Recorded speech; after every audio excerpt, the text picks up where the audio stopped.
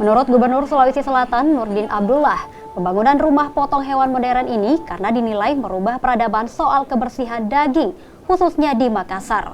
Nurdin pun berharap agar rumah potong hewan ini dijaga dan dirawat dengan baik, serta kebutuhan daging sapi khususnya di Makassar dapat terpenuhi hingga tidak lagi harus mengimpor daging sapi. Pembangunan rumah potong hewan ini merupakan kerjasama antara pemerintah Kota Makassar dan Provinsi Sulawesi Selatan.